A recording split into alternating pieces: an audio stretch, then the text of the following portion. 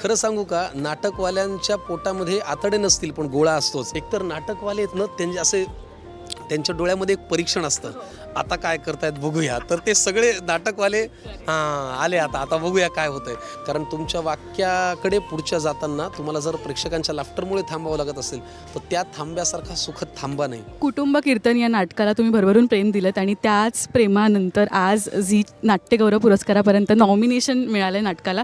खूप स्वागत दादा आणि कॉंग्रॅच्युलेशन्स खरं तर नॉमिनेशन मिळालं आहे. काय सांगशील, इथे येताना ना एक वेगळी धाकधूक असते आणि आत्ता वेगळी धाकधूक आहे कारण का स्क्रिप्ट घेऊन फिरतो तो, त्याला निवेदन करायचं आहे. कसं वाटतंय? नॉमिनेशन तर आहेच आणि अजून एक जबाबदारी. एरवी पोटात गोळा येतो, आज गोळा नाही आला आहे. आज असं मला छान आनंदाचं भरता आलं आहे. कारण आपण लिहिलेल्या नाटकाला नामांकन असणं आणि आपल्या भूमिकेला, आपल्या कामाला नामांकन असणं आणि आपल्याला सूत्रसंचालन करायची सुद्धा जबाबदारी झी मराठीने देणं, हा आनंदाचा सोहळा आहे. त्याच्यामुळे मी खूप आनंदात आहे.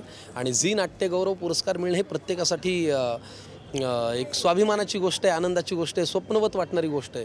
तर नामांकन तर आहे, बक्षीस मिळतंय का ते बघूया, पण आनंदात आहे. निवेदन करायचं आहे, छान बक्षीस मिळालं तर घ्यायचं.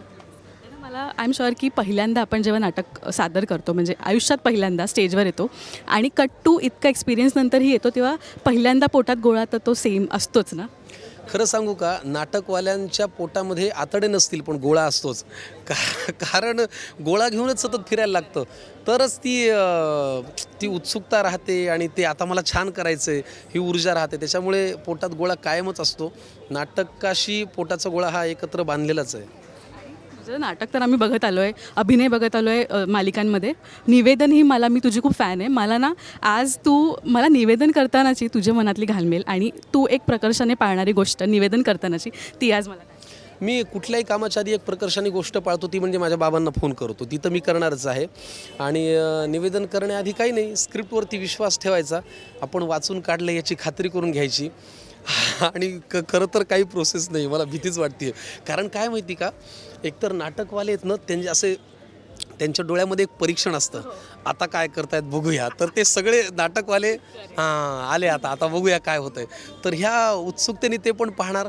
जरीही रोजच्या जीवनामध्ये माणसं भेटणारी असली तरी ते जेव्हा प्रेक्षक होतात आणि आपण जेव्हा स्टेजवरती असतो तेव्हा एक वेगळं दडपण येतं. त्याच्यामुळे प्रोसेस काही नाही आहे, थोडंसं घाबरतच स्टेजवर जायचं, हीच प्रोसेस आहे. निवेदन करताना पण आणि नाटक सादर करताना पण ऑडियन्स हे प्रत्येक ठिकाणी वेगळे असतात.